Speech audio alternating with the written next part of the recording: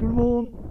Bon ben voilà, ça y est, on se retrouve enfin pour cette petite présentation que je pense vous devez attendre. Vous avez vu le trailer sur le petit chariot, on va dire, Invacar. Voilà, du coup, je vais vous dire ce que c'était à la base, ce petit engin qui est un peu bizarre, forcément.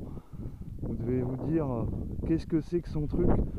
Donc voilà, à la base, ce que c'était un véhicule pour les personnes, on va dire, qui ont des soucis pour marcher.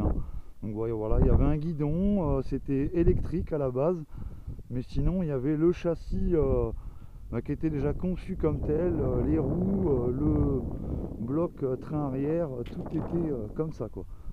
Bon, à part que moi j'ai rajouté des caisses en plastique dessus, ça c'est pour aller faire le tri, pour mettre là le verre, les bouteilles en plastique, le carton, et puis emmener ça au conteneur à recyclage, voilà, pour que ce soit trié.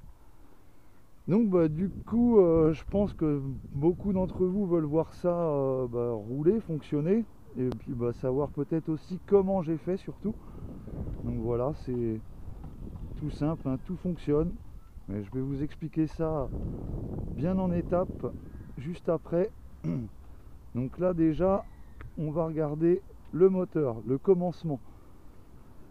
Donc du coup déjà il m'a fallu un petit moteur de tronçonneuse qui était, on va dire, assez en bonne forme quoi, qui était pas non plus rincé quoi, pour dire.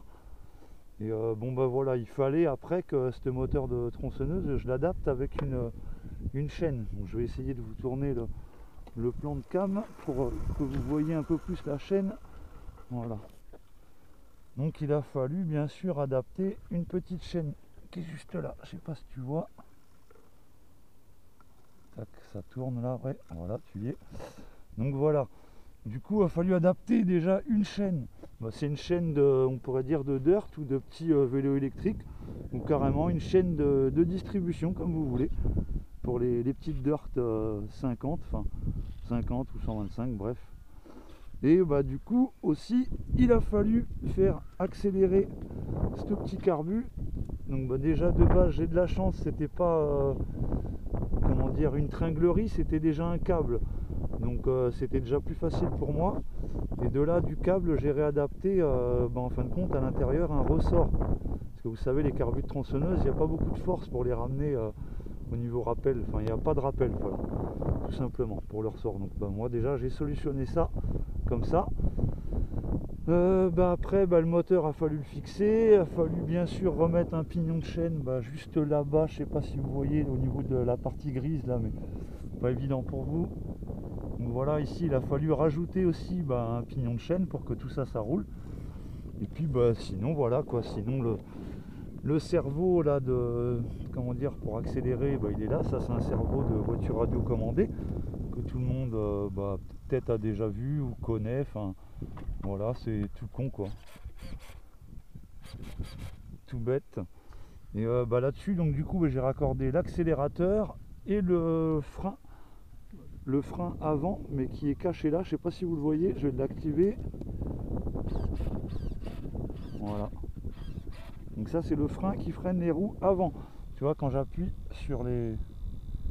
Attends, je vais te changer d'angle de vue, tu vas rien voir, je suis bête. Voilà, je vais te montrer quand est-ce que les roues avant sont freinées.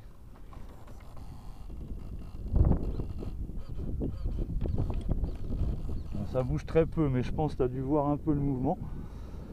Donc voilà, donc on est arrivé déjà à faire, pouvoir faire avancer on va dire l'engin quoi. Je sais pas comment dire. Et du coup, voilà, j'ai réussi à fixer le moteur, le cerveau de direction, le frein. Après, il fallait forcément une direction. Donc là, gros problème encore.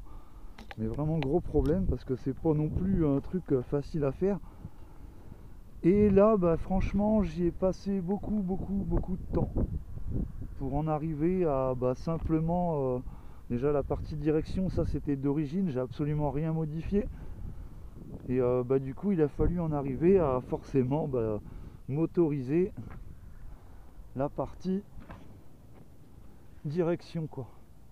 Donc tu vois, c'est tout simplement une courroie qui tourne grâce, et la rotation elle se fait grâce à un moteur de vitre de voiture si tu veux. Mais en fin de compte, le moteur de vitre de voiture il est là. Mais si tu veux, c'est pas ça non plus qui fait que ça fonctionne, hein. Il manque bien d'autres éléments.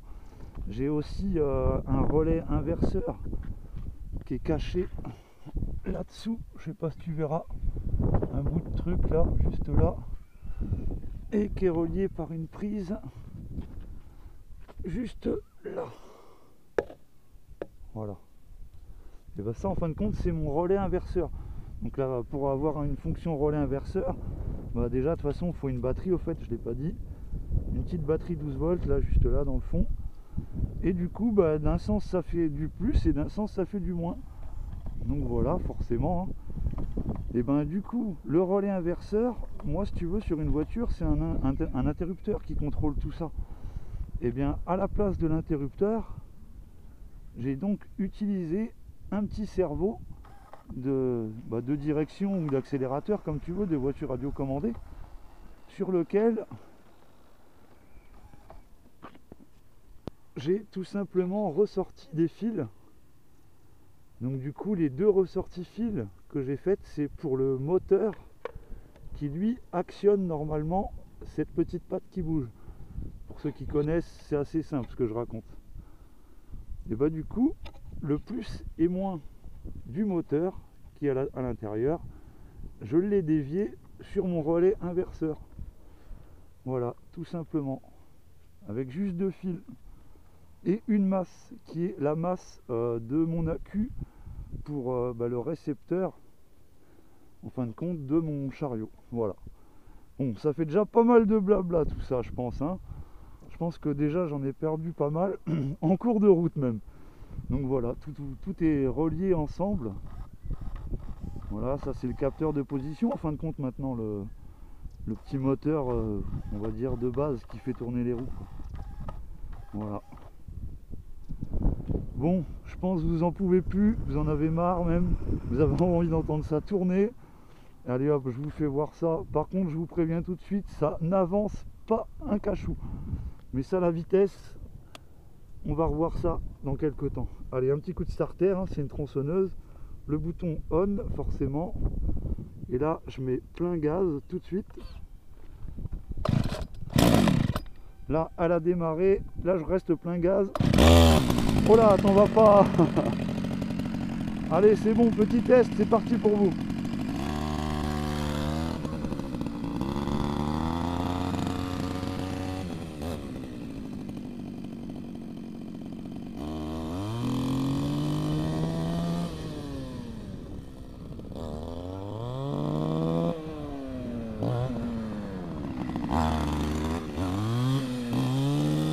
Bon, il est un peu froid là, il a besoin de tourner, on va dire, mais...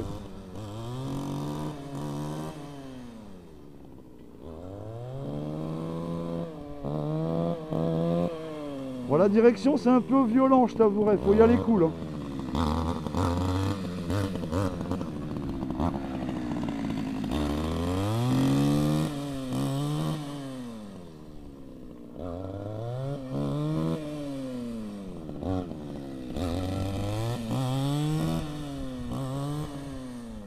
Bon, voilà, c'est un peu un sacré délire, on pourrait dire, quoi.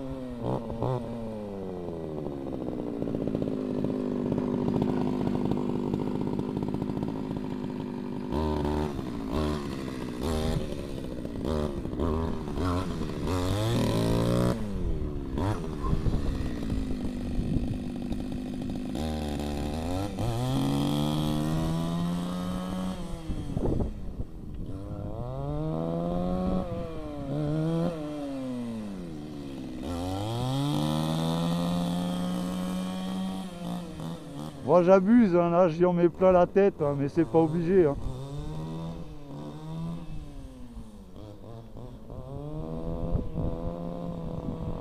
Par contre c'est hyper maniable, voilà quoi.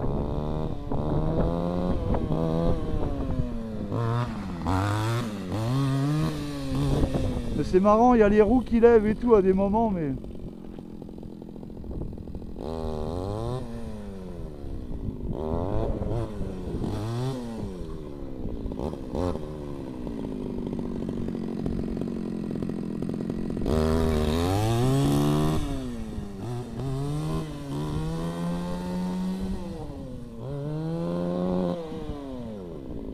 Les freins, c'est pas top, je trouve.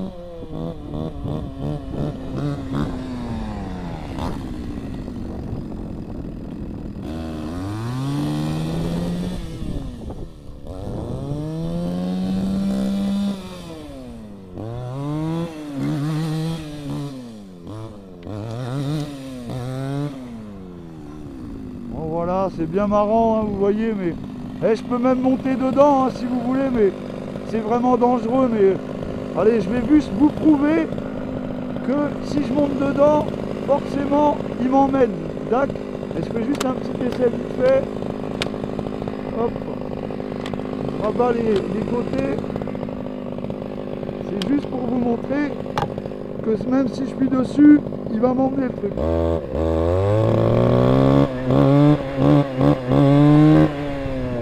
Par contre, faut que je fasse gaffe avec la direction et puis j'ai rien pour me tenir, moi. Je sais pas si vous voyez comment c'est dangereux en fait, mais...